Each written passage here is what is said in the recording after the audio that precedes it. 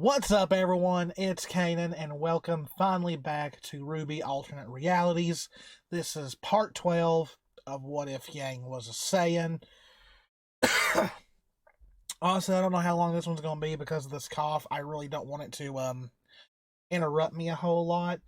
But it's been a while. It's been over a month. I did not plan for the time between episodes to be this long. Because you all know, since I am going to interject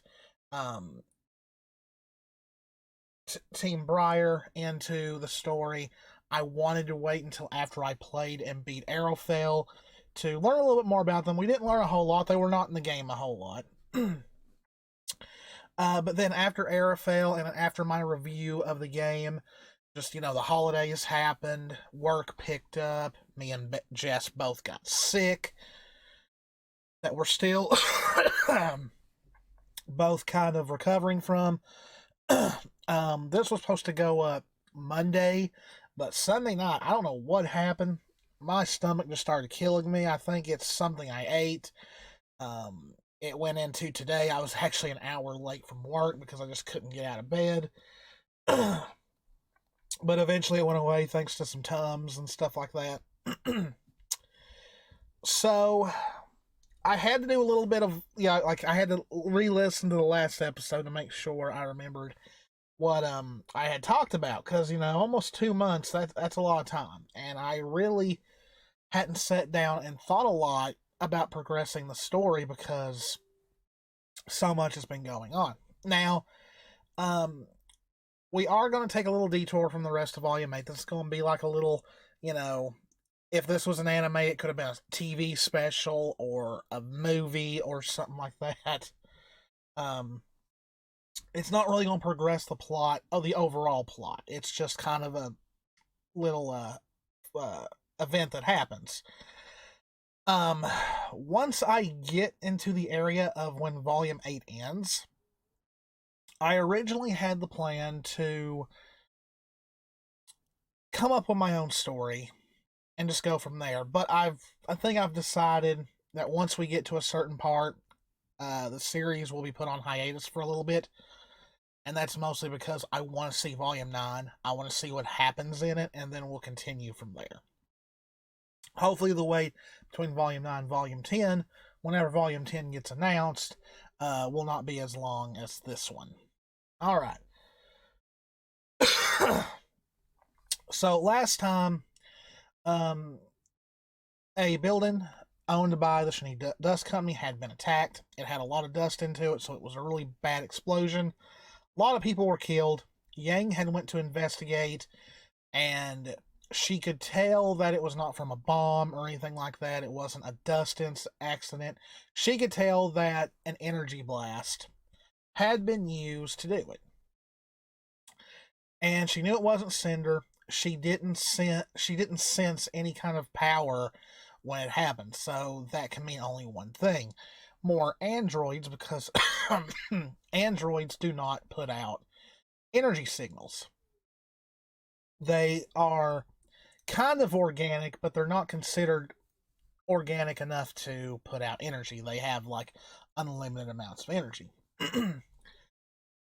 So it worries Yang a little bit because even though she was able to mostly defeat the Aesops, she figures that these androids are probably stronger than the Aesops.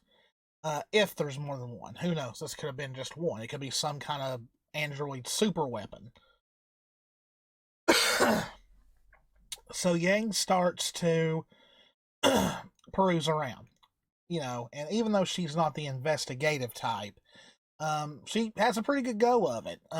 She initially thinks about asking Penny to see if Penny could be able to, track androids in some way. But, she thinks better of it. She's like, I don't want to get Penny involved. I don't want to get any of the others involved. This sounds like more like something I should take care of. Kind of stubborn, like, I can take care of it myself. But, she finds nothing.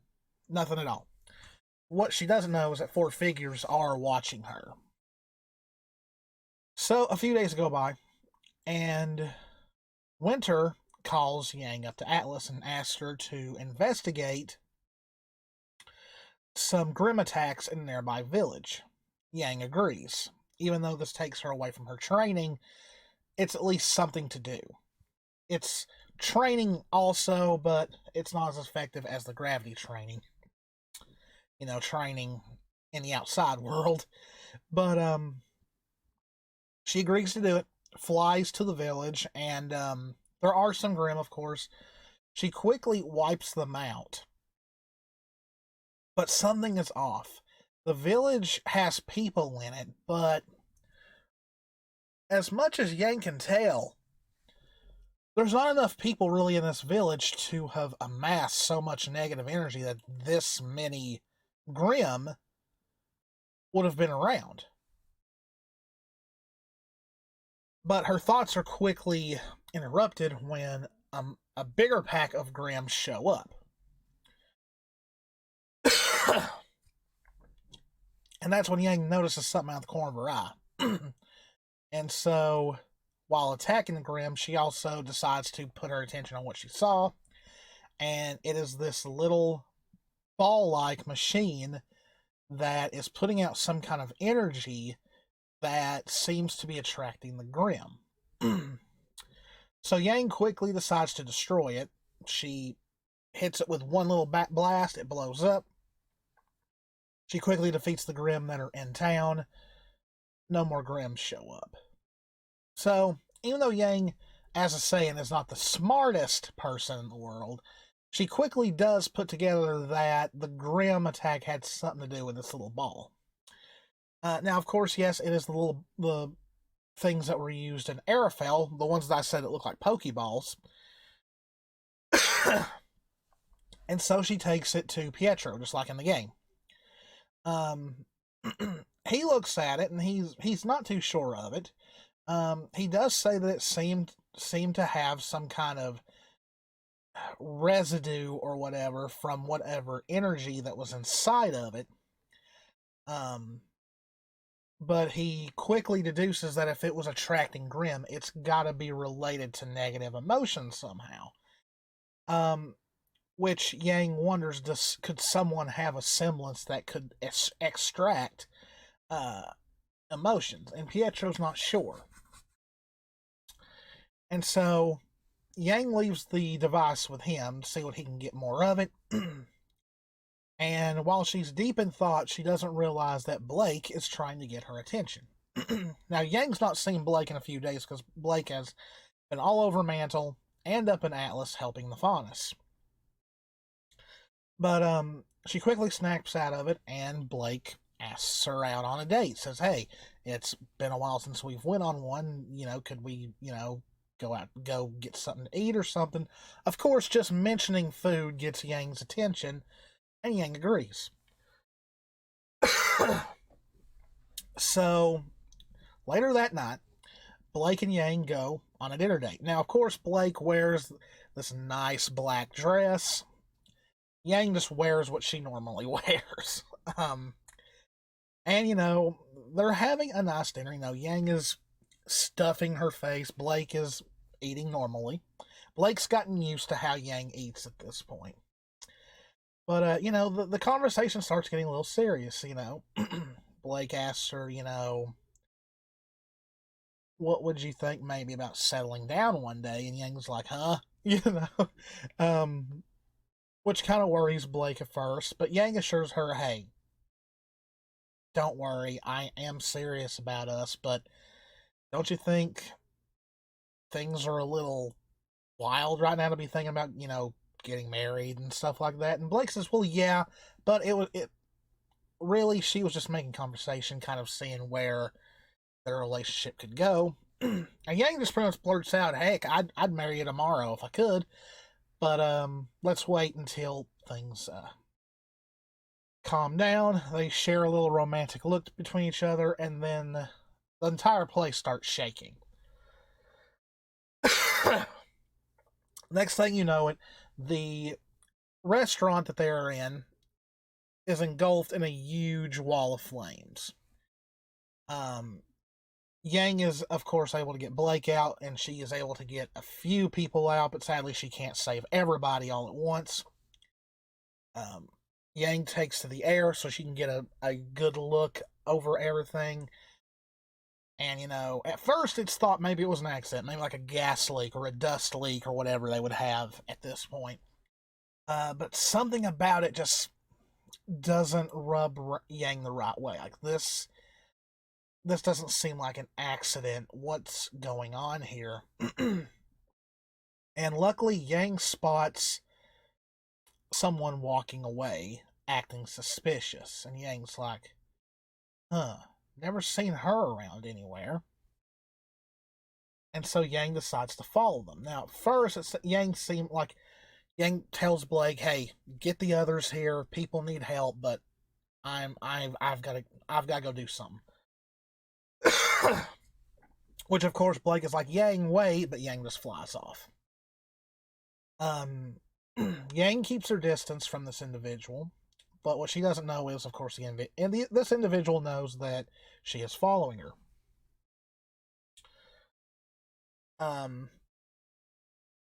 But unlucky for Yang is that she's got backup, and a blast is sent Yang's way. Now, she can tell where it came from, but when she goes to where it is, there's no one there. She can't sense anyone. Then she hears what sounds like 4 people laughing at her, saying, "Oh, poor little strong girl. She can't find us, let's give her another helping, see if it'll help her." And, they throw up more. Like, there's blasts coming from all over the place. It's pretty much like Galaga or something, just pew, pew, pew, pew all over the place. And Yang is dodging like crazy, but she can't trace where any of it's coming from. It seems like whenever she gets close to where the source is, another one distracts her, and they just change direction. She's like, "Yes, this has got to be androids." So Yang finally loses her cool, goes Super Saiyan, and her aura pretty much deflects. It pretty much, like, when the blasts hit her aura, they just dissipate because she's powered up. And they're like, "Ooh, look at this.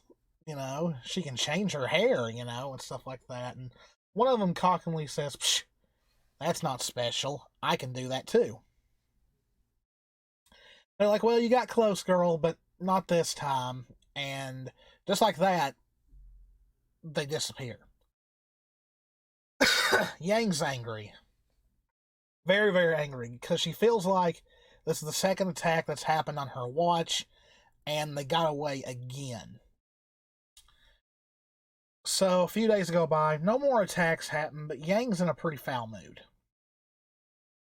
And she goes to Pietro to find if he has discovered anything new about the device. And he says that this looks like technology that would have came from the Arafel project. And he says the Arafel project was originally something that Ironwood had toyed with that he eventually abandoned in favor of the ASOPs. Which Pietro tells Yang that Fort Arafel has been closed down for years now. And, well, not years now, because it's not been exactly that long. So maybe about a year. Almost a year at this point. At least a good 9 months.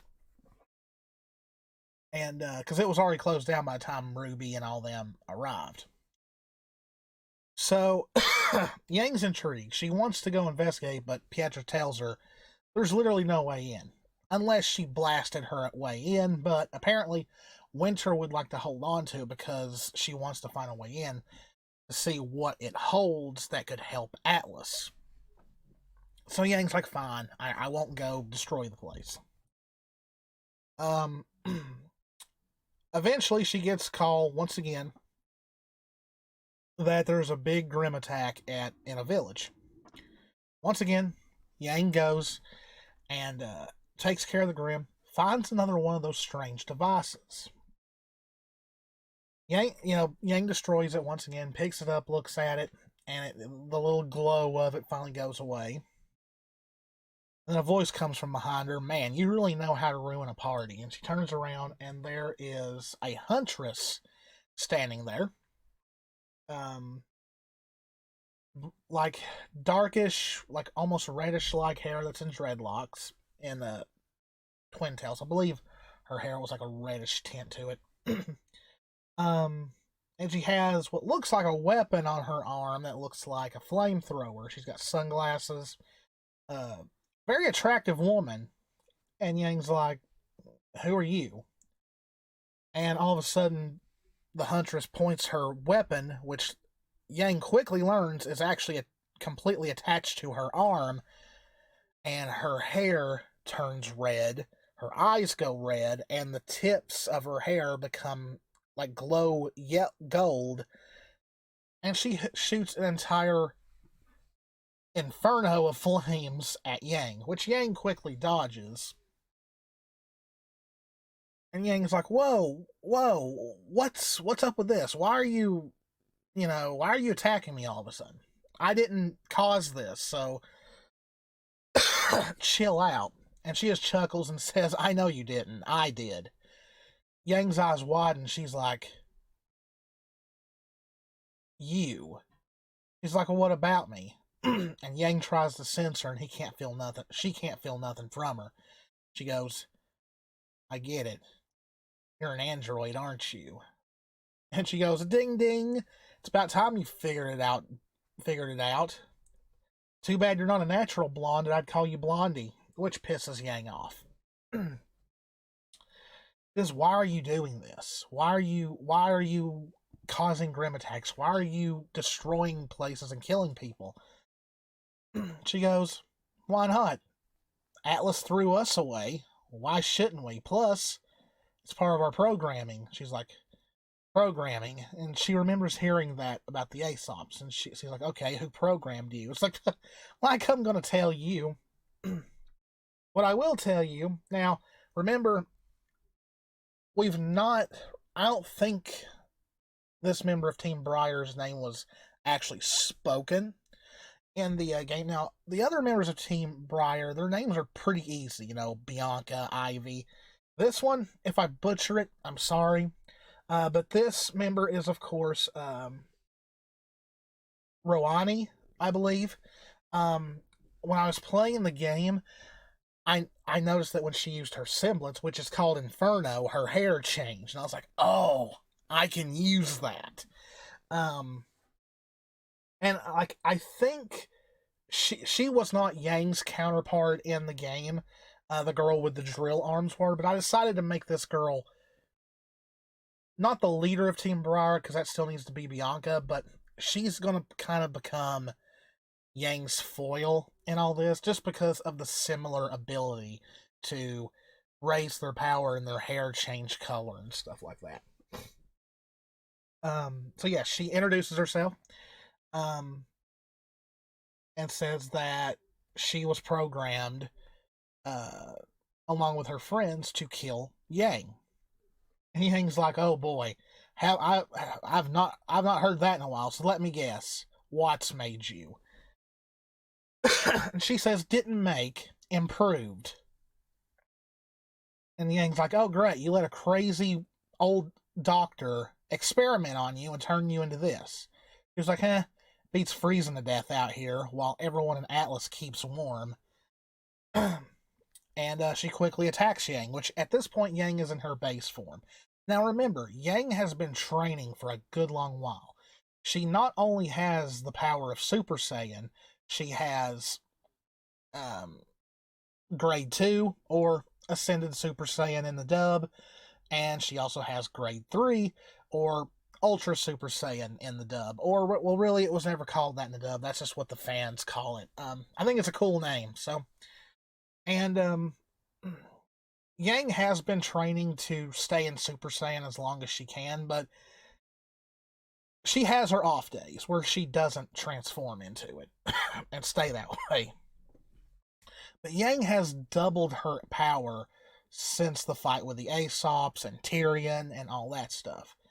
So at first, while Roane is attacking her, this red crimson blur just flying all over the place, attacking her, blocking her hits. Yang is in base form. And the whole time, Roane is like, come on, show me what that thing is you did last night. Or the other night, bring out the blonde hair. Let's see what you can do, because I've already shown you that I can do it just as good as you can, darling. And so Yang says, okay, fine. Yang quickly powers up. Her hair spikes, her eyes turn green, and in one quick explosion, her hair changes color and she changes into a Super Saiyan. And Roane doesn't know what to think at first because she didn't expect this much of a power up. She kind of thought, because in Rowane's case, it's her semblance that causes her hair to change color, and really all it does is enhance the power of her weapon, which is pretty much like a flamethrower. She didn't realize that Yang's ability is not a semblance. It's a full-on transformation that increases her power at this point 100-fold. So she's like, well, this is a little bit more than I could, that I bargained for. And Yang's like, well, you asked for it, And Yang quickly attacks her, lands some really good hits, knocks her glasses off her face with a punch to the face, which pisses her off even more, and her hair quickly turns crimson, her eyes turn red, and she starts fighting Yang back. She puts up a really good fight. Then again, she is an android. She has unlimited stamina. She is powerful. They are way stronger than the Aesops ever were. But Yang has been training all this time, so right now in this one-on-one fight, Yang is at an advantage because even when Roane lands a hit, it's not really hurting Yang. So Yang decides that, enough's enough. She grabs a hold of her, drives her knee into her stomach, and then hits her down onto the ground. Yang lands over, points a blast at her. Not enough to kill her, but at least to knock her out. That way she can take her back, and they can find out whatever they can from her. But then, of course, the other members of Team BRIR show up. They surround Yang, and they're like, back off, leave her alone. You're not taking her anywhere. But Yang, being Yang, is like, go ahead and blast me. It won't do anything. And at first they think she's bluffing, but just the look Yang has and the smirk she has, they don't know if they want to call that bluff or not. So Bianca quickly does a technique that's kind of like the solar flare in Dragon Ball that creates a blinding flash of light. Yang falls for it, of course. She can't see for a couple of seconds, and by the time she recovers her sight, they're all gone. So Yang's angry. She kind of feels like that was an amateurish thing to fall for. And she doesn't get as mad as Vegeta did when Android 20 got away. But she does get mad and says, next time you all won't get away. Now, I've kind of painted it right now that Yang has a very big advantage over Team BRIR. And thanks to all that training she's done, she pretty much is stronger than all of them individually. Now, just like in the Super Android 13 movie, there may be a way for them to combine their powers and become even stronger. But they quickly return to Watts, and he's angry to see that Roane was beaten, and that they pretty much had to result to fleeing and not just take Yang head on.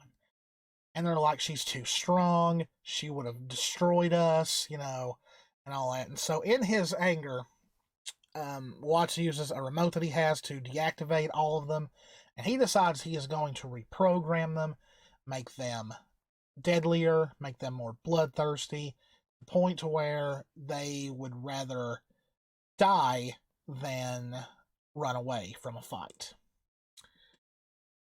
Watts kind of smirks evilly and says, one way or another, that girl with the tail and all those other little huntresses and Pietro and his precious daughter Penny, they will all die, and his mistress will rule all of not only Remnant, but the entire planet, and maybe the entire galaxy. Yes, characters in this do know about the greater galaxy out there. They know there's other life on other planets. Whether they got that idea because of Raven existing and Yang existing, we don't know yet. But yes, Watts plans to pretty much use the girls as fodder until, which he believes, Salem will finally come to Atlas to get the relic, which we all know eventually she does, but he doesn't know when. But he also doesn't know that really at the end of all of this, by reprogramming the girls, he has already sealed his fate. What does that mean? Well, you'll have to wait till the next episode. It will not take as long as this one. Hopefully, I'll have it ready next week. We're going into the slow season, so I should have plenty of time to actually sit down and think about it. And hopefully, this month, we are going to definitely finally know when Volume 9 is starting. So that's exciting, but I hope you all enjoyed it. If you did, please hit the subscribe button, hit the notification bell, click that like button, leave me a comment. As always, guys, this is Cannan. Me and Jess love you all very, very much. Stay safe out there, take care of yourselves, and I will see you in the next one. See ya.